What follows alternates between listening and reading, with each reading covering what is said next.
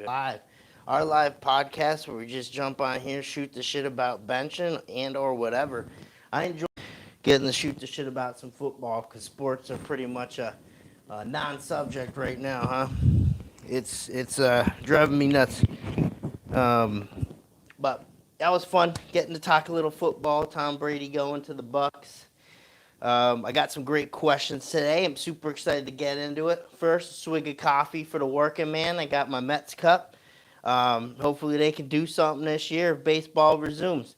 So, cheers to the Mets here. Cheers to hopefully things turning up for us in the near future. All right, and hopefully we get some sports back and we have something to watch on TV here. Alrighty. So, cheers. Got my Mets cup. Swig of coffee for the working man. Straight espresso. All right, guys, I'm ready to roll. Let's get some good questions rolling in here. I can't wait to get going here. Um, I got some good questions to kick us off. I got bench training today. Again, anyone wanting to join us live can join us on our Facebook page, is where we go for the live training. I uploaded it last week. One of the sessions on YouTube seemed like a great hit. A lot of people enjoyed watching the training. So I'm going to try to keep that rolling, and I'm going to try to keep it going with better quality. That was my first time using a system to edit it. Had a little some issues there. Obviously, I had to screen capture a lot of that training, but going forward, going to be good quality. Going to be on YouTube for you if you care to watch that. All right, guys, we got some questions rolling in from. Oh, we got one here on Instagram from Iron 3 Exile. 3 meets in 90 days, yes or no?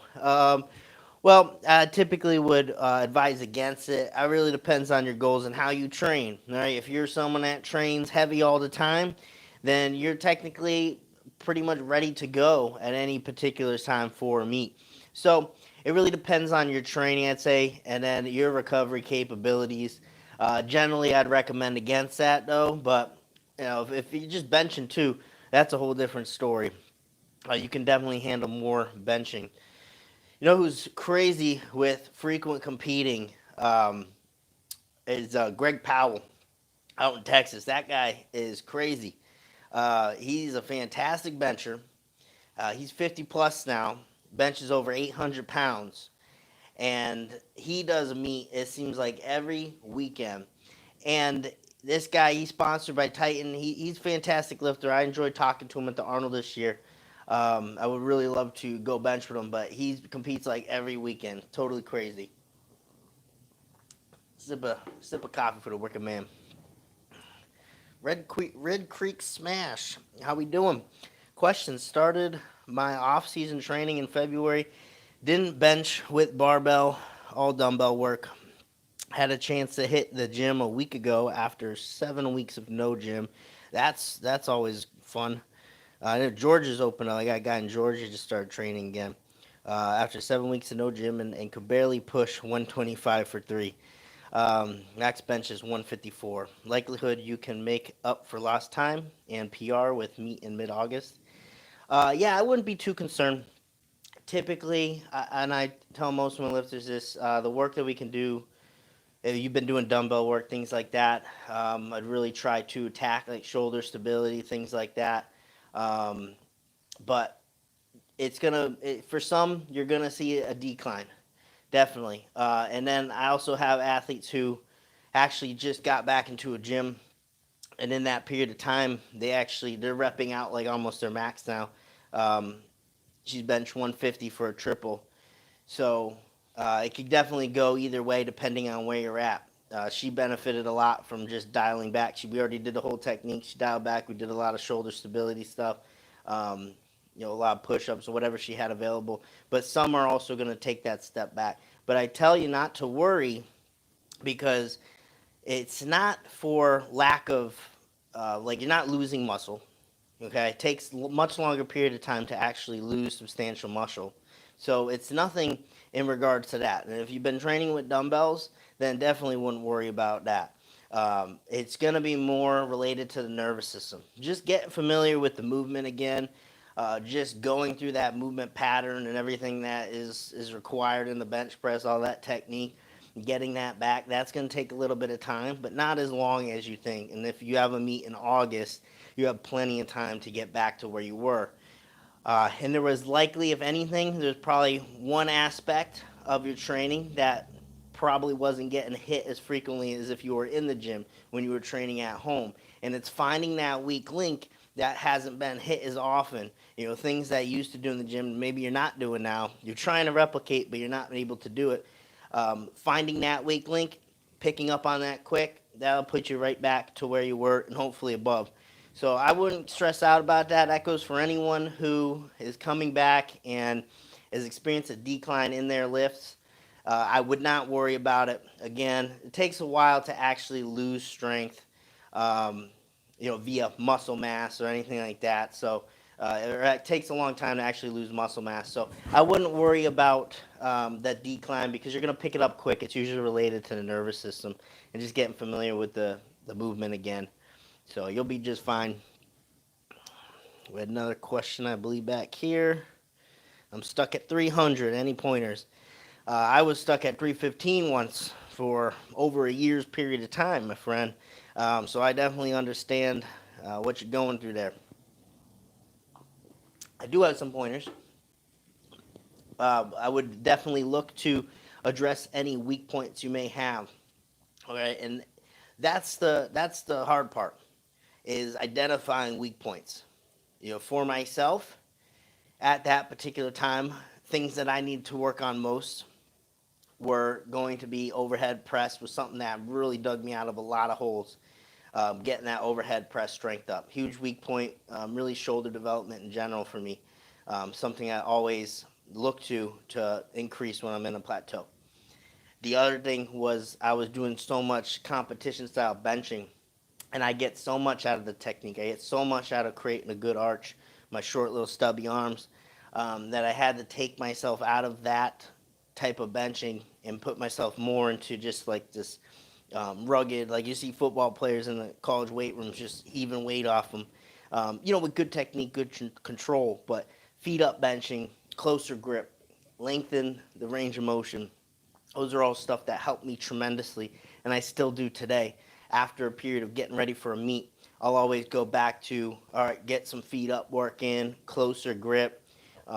Try to make things as challenging as possible, because those are always things taking me out of my strengths and putting me right into my weaknesses. Those are things that it always helped me a ton. So hopefully, it's not the same scenario for you, of course, but hopefully you can find that thing that you need to get up. Try some different exercises. And I always tell anyone, when you find something you suck at, that's a gold mine, because that tells you your weakness right there. Get that movement up, especially if it's pressing related, like the overhead press. For me, that's very closely related to the bench press. Even in technique, a lot of the similar things we got to keep in mind. And so there was a horrible movement for me, and I brought it up in strength, and it pays off. So you just have to find those challenging variations, weak points, things like that. So hopefully that helps, my friend. It's unique to the individual, though, so it really depends. Matt says, what do you like to eat before a hard workout? How far out from the workout do you eat, and what mix of protein, carbs, fiber, etc.? Matt, to be honest with you, I have no idea what the hell combo of protein, carbs, fiber, nor do I typically track that stuff. I'm just trying not to eat a shitty meal, because I know a shitty meal is going to make me feel not so great during a workout. But even if I did resort to, if I'm on the road or something, I had to eat McDonald's, I'm still going to try to get the work in regardless. I'm just not going to feel as good doing it. There's been times I will go on a big bench session. Actually, my biggest bench session before I did the 820. The one I did 700, repping out, no problem. I did 750, blew it out the water, and then the 800, second time handling it ever, blew it out the water. That session, I went to McDonald's that morning and got the big breakfast. And I tell you, that's a staple for me. The big breakfast at McDonald's. You got your hot cakes, you got your hash browns there, your eggs and everything. So that's something I load up on. But in general, training afternoon, I just try not to eat something shitty. Something that's not going to get my stomach acid going and stuff like that. I would say I had some hamburgers prepared or hamburger and rice. I'm just trying to keep it clean. All right, and then I'll save the shitty stuff for after. Um, hopefully just trying to keep it clean throughout. But need to get those cows in. Chipotle is a big one for me. I love Chipotle. But yeah, I'm not super specific on nutrition. Actually, something that I could actually dial in and get a lot better at. Rocco Walsh, what would you recommend for a beginner bench shirt? This question's pretty easy. In that, just get whatever, because when you're a beginner, I think you can learn at anything. And I don't think you have to go to a specific brand. I think you just need to get in a shirt and start learning it. Whatever it is, they're all a little bit different. They're all a little bit different, but similar in a lot of ways. So at first, you just need to get in and start doing it. I'd recommend a looser shirt to start. Whatever that brand is, whatever shirt it is, I'd recommend a looser version. And I would recommend potentially trying out single ply, because single ply is going to be a little bit easier to learn at first than multiply. And a looser shirt is definitely going to be a lot easier to maneuver than is a tight shirt, where you really have to become advanced with how you break it in, how the technique you have using it. So I would get a looser shirt. I wouldn't worry about what shirt you get. I would just get a looser version of whatever you buy. And we actually made a great video for the main three distributors, Inzer, Titan, Metal. I did a video on sizing a bench shirt, so definitely check that out, Rocco. Sip of espresso for the working man. Rocco says, familiar with bench tools like the Slingshot, Bench Daddy, etc., but would love to truly get into gear lifting. Yeah, so they're definitely different. Slingshot, Bench Daddy, a lot of those banded shirts that are coming out now, very different than working with a poly shirt. Matt says, now the other way, you have a great hard workout. What meal are you getting in after? Afterwards, I'm just trying to eat something, and it's not always clean. That would be the one time that I'd say I'm most comfortable eating something quote unquote dirty, like Chipotle. Not that that's dirty food, but Chinese food. Whatever the case may be. That's when I'm okay with it, because I just did a hard workout. My body needs the nutrients, and I'm going to process whatever I'm eating much more efficiently. So that's kind of my opportunity. Hey, let me see what's out there. I can get and eat. I love halal food. If you haven't had halal food, that might be a New York centralized region thing. I don't know, but yeah, the lamb and the chicken diced up with the rice and stuff, and the white sauce there, really good. But yeah, that's the one time I'm okay with eating a dirtier food. But it's really whatever the hell I got prepared in the house, But great questions. Tehran boy, how important is leg drive? Leg drive is substantially important. If you don't have it, you're going to be at a significant disadvantage. But yeah, it's obviously not the end all be all. There's a lot that goes into the bench press, and there's some meets where the flooring just doesn't have good traction. I've benched on wood surfaces. I've benched on turf before. I was actually let to put down a yoga mat there, but yeah, sometimes you're dealt those cards, and you just kind of got to wedge your foot into the floor, and you don't really have leg drive. But it's more important in holding a position than it is actually giving force, I'd say. And you see, that's one of the most talked about things. Like people go back and forth.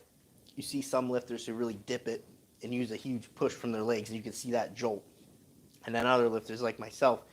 And I'd say the way I create leg drive would be even more generalized to a Shirta bencher. You're not going to see a Shirta bencher doing the same technique as Julius Maddox.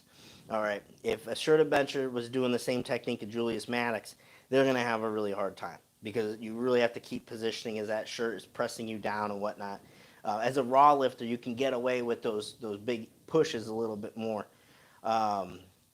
So, yeah, it's important. It's not end all be all, but more important in holding position and actually getting that jolt into the bar, because that can kind of spiral you down, losing tightness, things like that.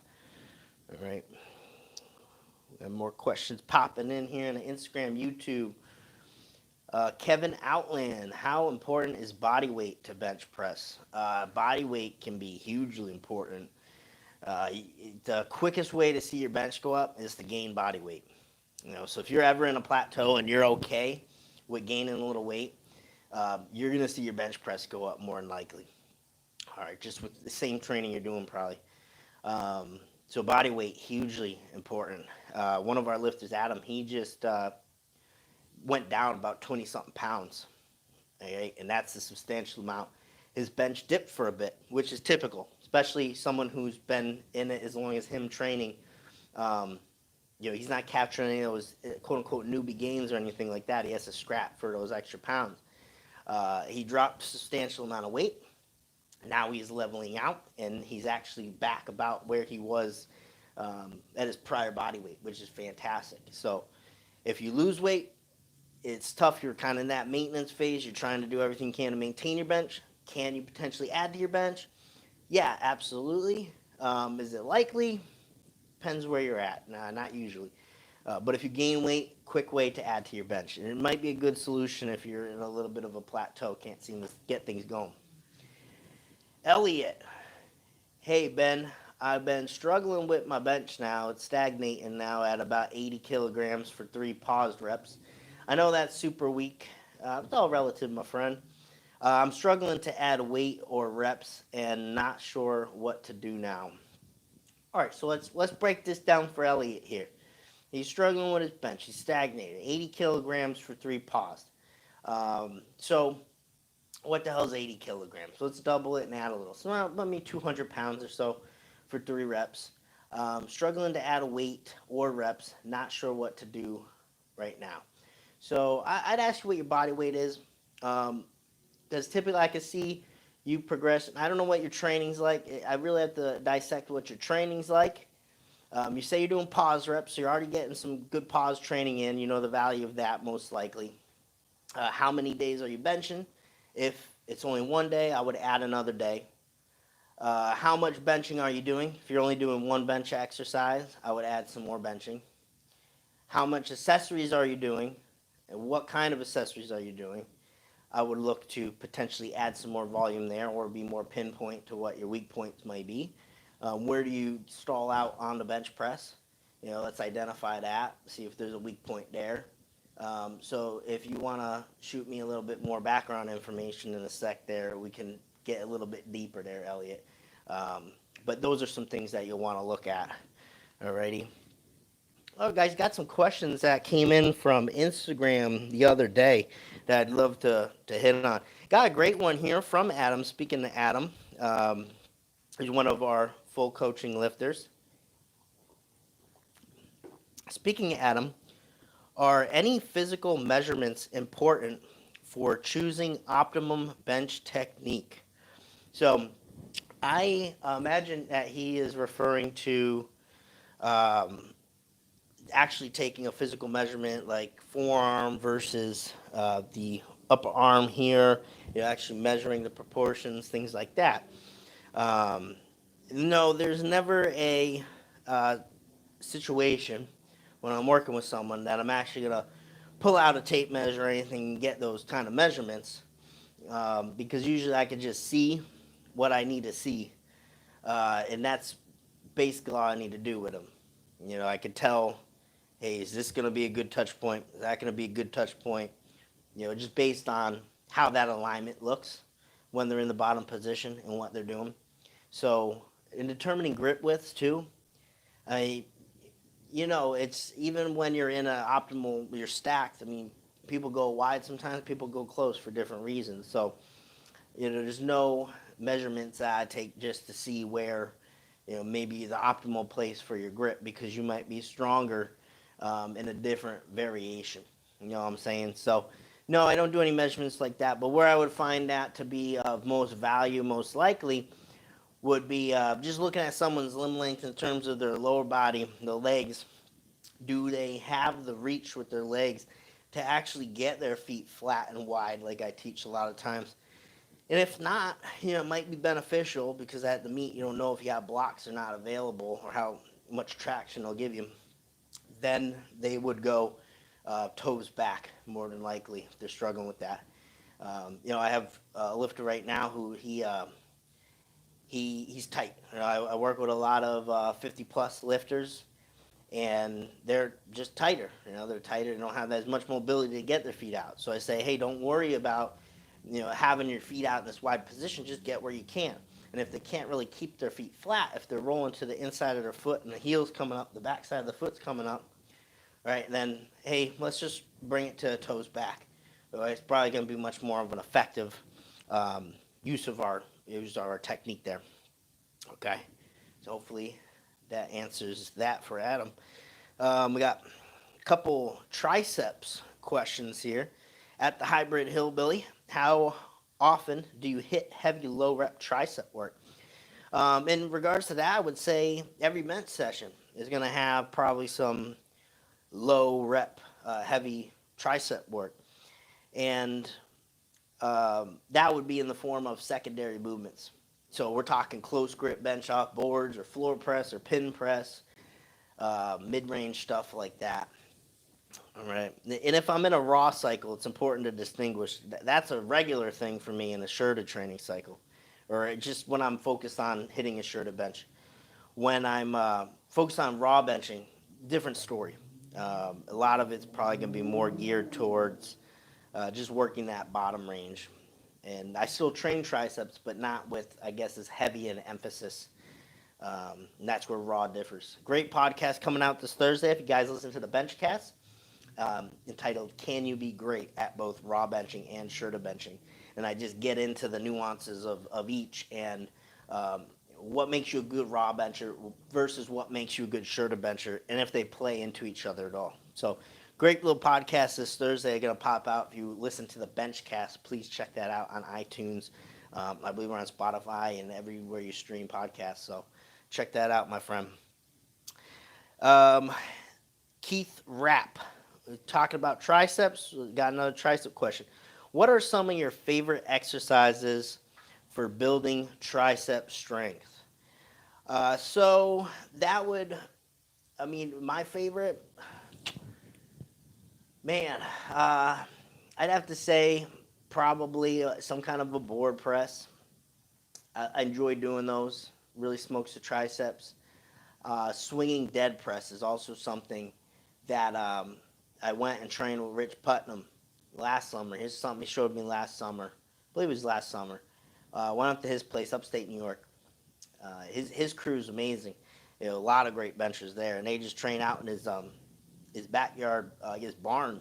I don't know what you call it. It's big though. He got this backyard place there. Everyone trains in there. It's so awesome. Everyone just gelled together. It's like a big family, and they get there and they bench. And he showed me this exercise last year, just swinging dead press. That's why I actually have these, see these straps here. It's not for my protection. I got the pins here. So this is when I want to do some swinging dead press or something, because you need the straps. So we have a YouTube video on it, but that pretty much, the mid-range bench is hanging in the straps. Tricep extend out, right? Keep that tricep engaged. Let it roll back, swing back to you, and then press it once you're in that good groove. Back down, extend out, press it. So you're always keeping tension on the triceps, which is really smokes you. You only need like a plate probably. So swinging dead press, definitely one of my favorites there. Once he showed me that, I was like, wow, this one really smokes you. And then I was also watching, if you guys don't follow Jimmy Cobb, third best, biggest bench of all time. Guy is awesome, putting out great content right now. Check out his podcast on Spotify. Love listening to it. If you love listening to my content, you're going to really enjoy his.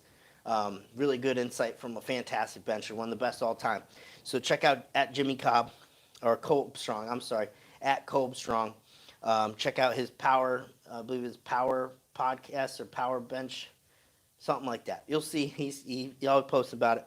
But yeah, he did a California press. That was something that was new to me. So check out his Instagram. You'll see he did something called a California press. And it looked really, really interesting. I want to try it out. Looks like it smokes your triceps. So check that one out too. I believe we got a response going back to Elliot, who's been stagnating on his bench for a little bit. I asked for a little more information. He's got some here. So he's 6'3", about 180 pounds. He's a big guy. Big guy. Our bench twice a week, one heavy, 3x3, and one light, like a 5x10. Okay, so he's getting his heavy day, he's getting his volume. Not much accessories at all as I train at home with a bare bone setup, bench and free weights. So do you do any secondary work? So you said you have 3x3 and a 5x10, but is that only bench work that you do? Because if it is, I would look to potentially add some secondary work in there as well. So, and that depends on your weakness. So if you fail out near the chest, maybe you do some dead pressing. All right, you do some, what I like, the double dead press. That helped me a lot. We got that on our YouTube as well. Doing a double dead press or dead press with a pause, it is on our YouTube. You could add in like t-shirt pressing, feet up t-shirt pressing on your volume day afterwards. You could probably definitely handle a little bit more. So I would look to see if you're adding in enough secondary movements, just more benching volume. And then you mentioned you're not doing much accessories right now. That to me is an issue because bench is going to be dependent on you gaining size, getting bigger too. You know, we are talking about how much body weight affects the bench press. You need to get bigger. You know, big people bench more. That's just how it is. So if you want to get that bench going, sounds like you just need to add in some more accessories. Hit the triceps, you know, hit the chest, shoulders, the whole deal.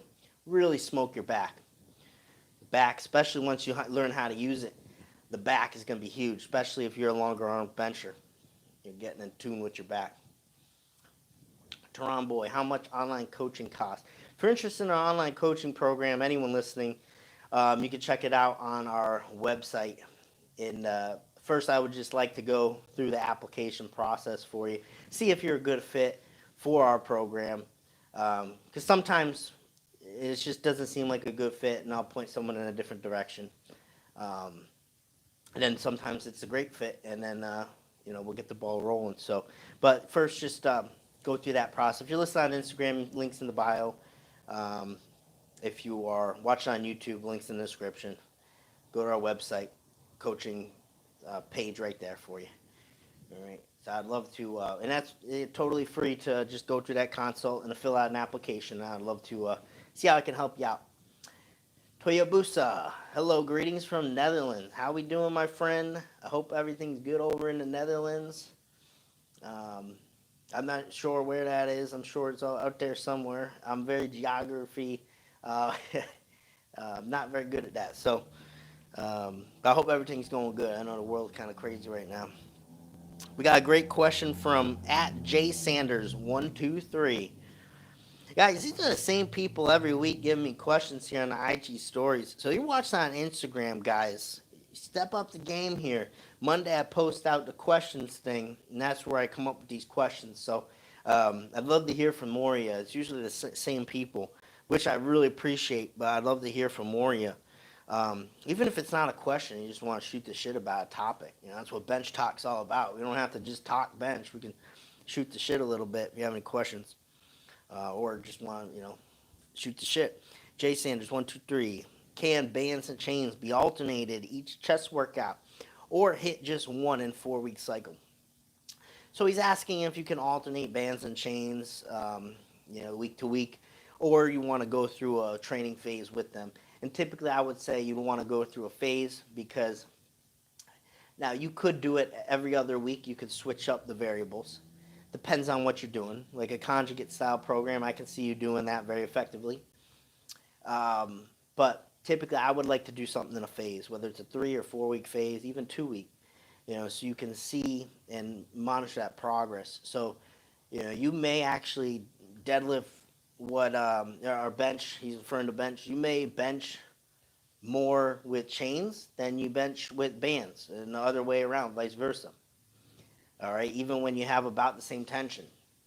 So, and it might change how you bench too, and the technique involved might play into a weak point more. So,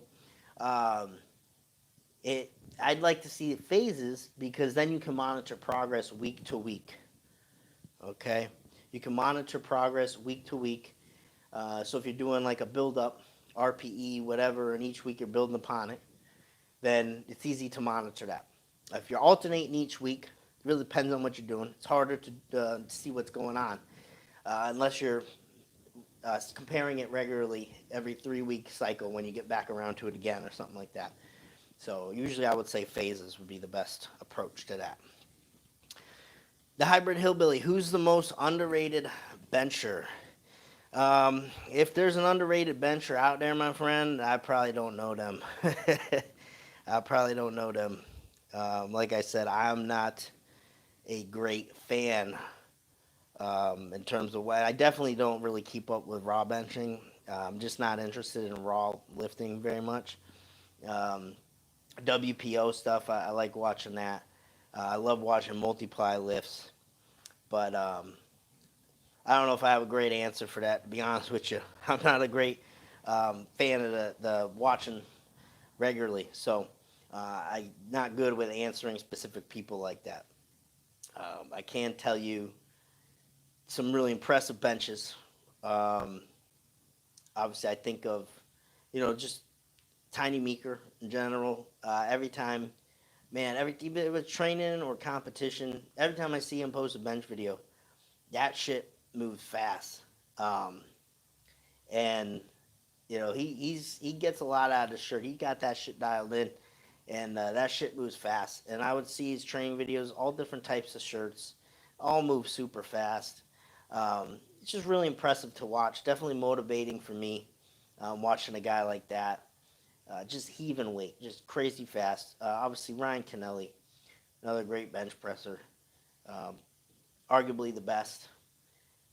Even seeing Jimmy's stuff there, Jimmy Cobb, just to see him, the groove he's got on his bench press, man, just he perfecting the groove. I was able to actually hand him off. Was it last summer? Early last summer, I think. And had the opportunity to hand him off 1,000 pounds, and just seeing him groove that thing and just perfect positioning. Patient to get the touch. Everything's just dialed in. That's guys like all those guys are good for a reason. Um, but yeah, just definitely some really impressive stuff that definitely motivate me. Blaine Sumner, of course. Yeah, I got him hanging up there. Signed photo of him over there. Motivation. 1,000 pound bench, single ply. Just nuts. Just nuts. Obviously, you have to have technique dialed in. What I like about Blaine Sumner is just fearless because getting under that amount of weight, especially I can't even imagine on a USAPL setup because I don't know how the benches is with I don't know what they have for benching for the benches there. I think they're like a harder surface. Everything about that would just drive me nuts. Um, and here he is, just 1,000 pounds over his face, having other people hand him off. Who knows what's going to happen if it goes down? If the spotter's going to be able to grab that weight? Just crazy to me that you wouldn't have like safety bars up at any meet. Like, why would you never not have safety bars up? I wouldn't even want to bench in that particular scenario. Um, there's just no safety. I'm not going to rely on someone catching 1,000 pounds from me, even if there's two people on the side, because that thing's literally going to come towards my neck and could pop my head off. You know what I'm saying? Because when that shit goes down, it goes down hard. And say it falls out of groove the wrong way, that shit's coming right down. It's gonna guillotine you. You know, people died from dropping benches on them. So it's never something you think about as an athlete getting under the bar, but just to see stuff he does, just fearless. Because you've seen him fail some benches. Obviously falling out of groove towards his belly. Not as dramatic as it coming towards your face. There's some padding there for those big guys. But obviously, just I think of Big Ray, with the squats that he would do, and I don't even think he had safety stuff before, like the spudding straps to save the bar. I think he was just on his own, squat 1,000 pounds, just nuts, just nuts. Matt says his secret is the chicken shakes. Yeah, man. I never tried a chicken shake. I had a friend that tried that. Didn't go good. I saw him do the steak shake once on his Instagram. I'm not sure if it was his first time doing the steak shake. They actually blended up steak instead, but I think he almost threw up on the camera. He kind of gagged it up a little bit. Um, I think it was one of the first times he maybe was doing a steak shake, but oh, that if you get that taste in your mouth, man, I can't even imagine what that's like. Swig of espresso for the working man. How's everyone doing out there? Everyone working from home? What's going on? What do we got going on out there? We got some more questions rolling in.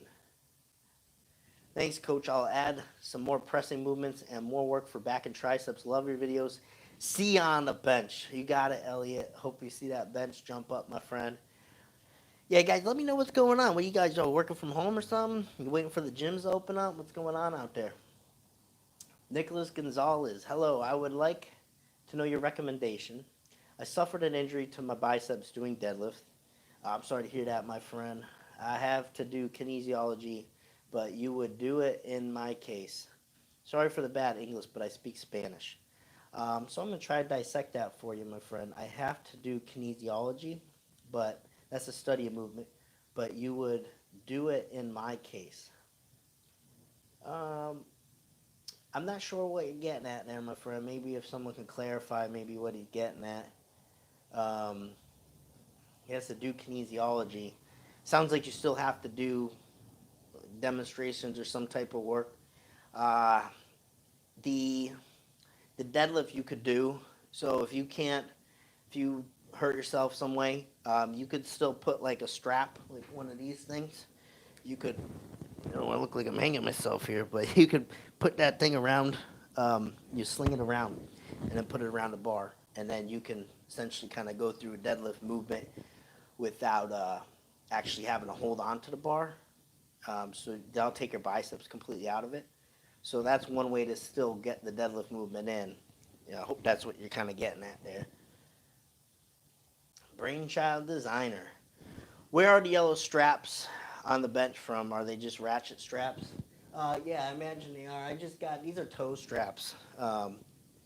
Just looked up 10-foot toe straps on Amazon. That's what this is.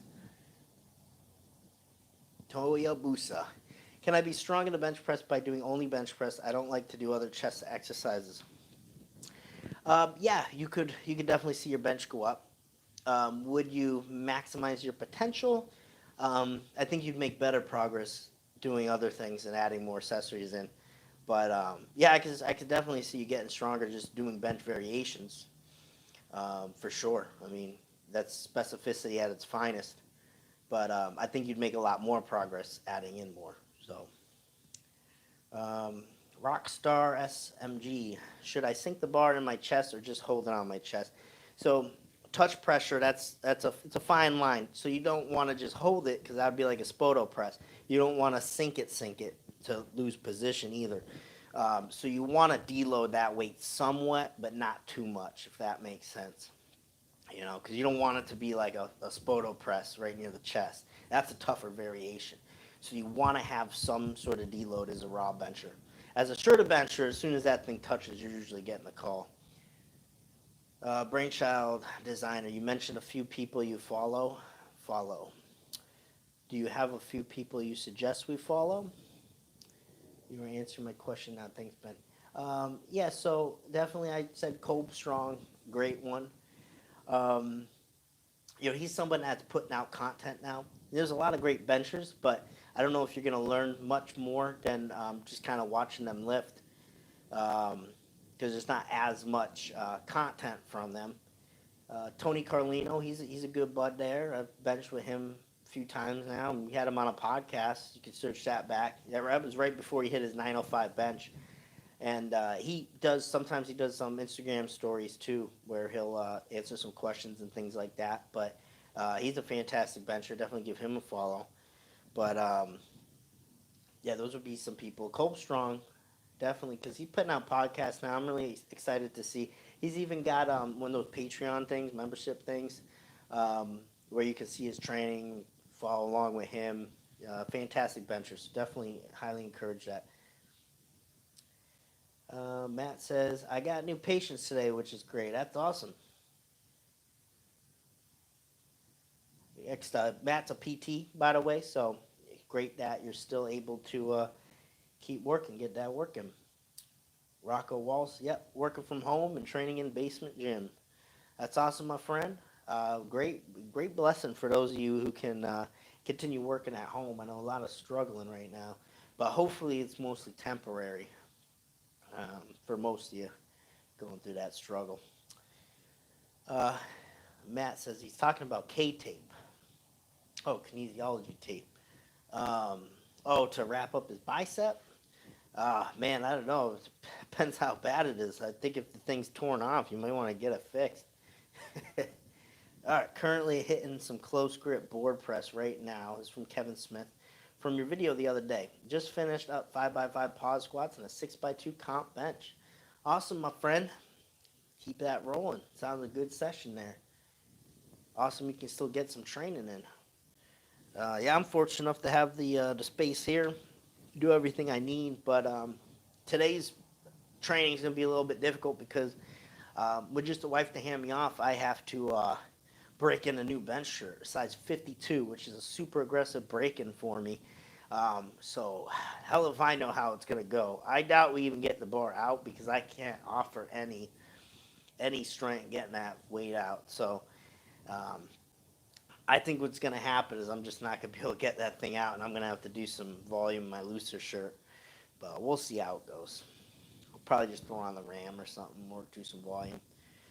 Uh, we got rock stars. I can't bench with a wider grip. Usually I go inside the rings, an inch away from the smooth. I've tried benching with pinky out of the ring, but it feels weird. Shall I continue with narrow grip? Um, well, if you're avoiding a wide grip just because you're not as strong, I would say you definitely want to build that up. If you're avoiding it because it hurts, well, I would identify why it hurts, but then I would just continue with the close grip because it's benching you can do that doesn't hurt. Matt says working from home is a great time. Watching the courses on the website. Yeah, guys. We got we have a free course that just started. I'm gonna close it down the end of the week, so you're gonna want to jump on it. You go to bigbenches.podia.com, or just simply go to bigbenches.com. Go to our online course section, that tab. It will take you right to it. Free course. You're gonna want to jump on this one.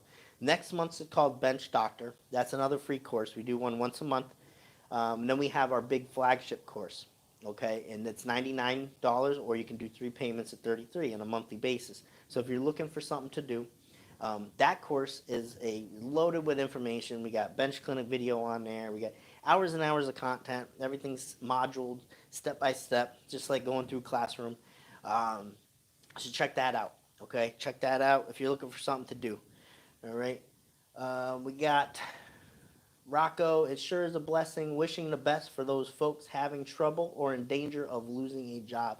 Yeah, absolutely, my friend. It's tough times, and just it's really crazy. It's horrible to see the deaths associated with that. Just awful.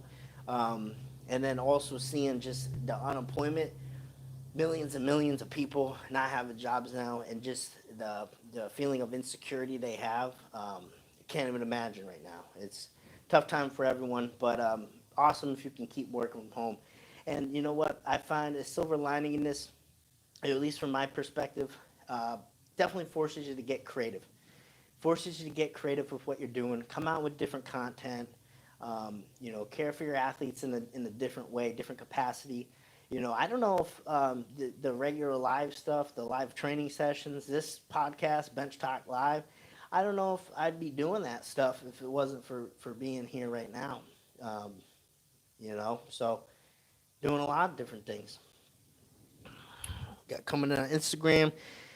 Can you do paused bench press every time you bench? Yeah, I would definitely recommend doing it every time you bench. The only touch and go that my athletes do is going to be in the early phase speed work. Okay, so just trying to move that weight as quickly as possible. So that's the only time we're going to do touch and go. As the later phases go on, the speed work's going to be more with a pause, and all our benching is done with a pause. There's no instance where we're going to go touch and go. I always really stress pausing. Okay. At Mike Heidi too. What's up, Mike? Hey, Benny, it's Mike Cummings. Do you prefer incline presses or overhead press for accessories, or are they interchangeable? What rep scheme? So I like to overhead press. I think that's the hardest pressing variation. And then I have a free overhead press kind of program that I can email over to you if you just shoot me an email. The way we break that down, usually week one is a 5x5 at like an RPE 6 or 7, so it's very moderate weight. The next week 3x5, so we cut the sets down, same amount of reps. We're trying to add more weight there, but again, not max effort. The following week, you either do like a pin press, a partial range pin press, handle a little bit more weight, or you just completely deload. And in your specific case, I'd probably just do the deload 10x3, very lightweight, treat it like speed work. Um, very lightweight, like 40% your overhead press max, if you know what that is. Um, and then and very little rest period, like talking 10, 15 seconds. It's done in like 3 minutes. And then the week 4 would be a 5 rep max. And that would be example of one block. And then the next block, you just kind of repeat it, but it's just with 3 reps instead. And then you go down to 1. So that's kind of the program of it. But I can send that over to you. But to answer that, overhead press, I'm a fan of if the athlete can do it. If it looks bad, because you got to factor in mobility. Can someone actually safely get overhead? Um, and for like example, our athlete Adam, he had a hard time doing that, but I wanted him to get to a place where he could and feel comfortable doing it. Most people, I think, can accomplish the overhead. You know, it's not a horrible thing if you lean back a little bit, but if you really do have some restrictions, I bring up this story of one of my buds. He asked me to spot him, and I'm coming around a corner, and he's in a squat rack, so I'm thinking he's squatting. I go over there. He starts overhead pressing, and it looks like he's benching, standing up. Like he's arched back so much, he's almost in like a bench position, like ready to fall over. And I'm just like, holy shit, put the bar back, put the bar back. Um, that was really, really funny. But if that happens to you, you're going to want to incline press. So incline press is a great way to hit the shoulders as well. Um, and I'm a big fan of the incline press as well. But I would definitely say overhead press. First, if you have trouble with that, incline press, rep scheme there, 5 to 8. You know, doesn't need to be more than that. And that's usually a really good secondary movement too for a raw bencher, which I'll usually add into like the early phases. So hopefully that answers that there, Mike. All right, Instagram's running, this big iPad's running out of batteries here. I'm gonna answer a few more. Quantum seal rows is the best back exercise for lat activation to increase the bench press. Yeah, I wouldn't argue with that, my friend. I'm a big fan of seal rows.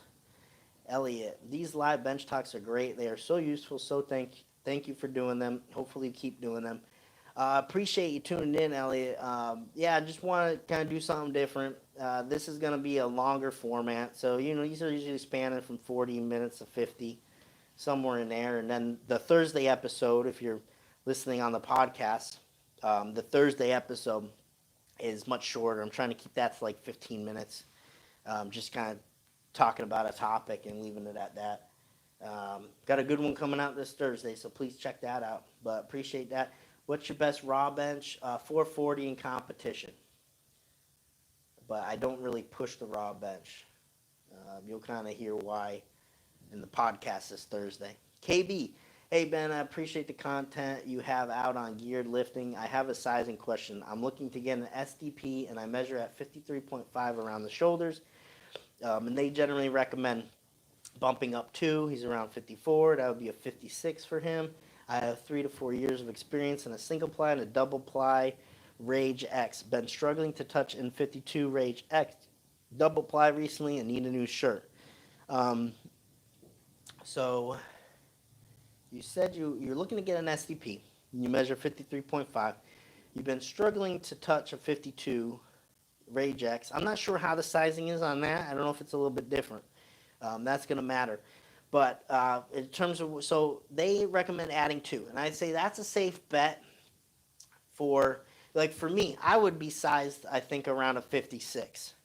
Okay, a 56 would be a great shirt to work in. Um, but once you become more and more advanced, like I'm sized for like a 56, but I'm using like a 52. So, my circumference would be 56. They'd actually recommend a 58, which is a really good general recommendation for someone. Um, so you can maneuver the bar well. It sounds like you had a little bit of hard time touching with the Rage X, so I'd probably go with that recommendation. So if they're saying get a 56 because they sized up, add two because that's a double ply, then I would definitely go get the 56. But like in my scenario, once you start knowing how to break these things in efficiently, I have a shorter stroke on the bench, so that matters a lot. Um, I'm going 6 sizes below what they recommend. Um, it's aggressive, but that's kind of where I'm at in terms to get the pop that I want out of my shirt. Like I said, my raw bench is 440 in competition. That was a little over a year ago, and that would mean that I'm getting about 400 pounds out of my shirt. So that's a substantial amount, and I'm looking to get even more. I'm looking to get, 450 plus.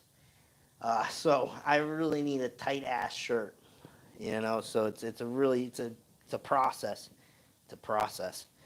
All right, so hope that answers it, my friend. All right, if we don't have any more questions in, I'm gonna shut it down. All right, we're going on 50 minutes. I appreciate everyone watching. It means a lot to me tuning in here. I really enjoy these. This is like one of my highlights of the week. I enjoy coming in here and shooting the shit with you guys and hearing what's going on. Um, and I love anytime I can get live and just interact with you guys some more. I think that's awesome. So I appreciate everyone tuning in. Final sip of coffee for the working man. Actually, straight espresso. Um, Cheers to the Mets, hopefully taking care of business this year. If we can ever get some football or ever get some baseball. We had the NFL draft. That's awesome. That was actually a lot of fun watching the NFL draft. Get some kind of sports. I thought the Pats had a decent draft. I'm not concerned about the quarterback situation. I think Jarrett Stidham's the man. So, everyone, I hope you have a fantastic day. Thank you very much for tuning in, and I will see you all next time.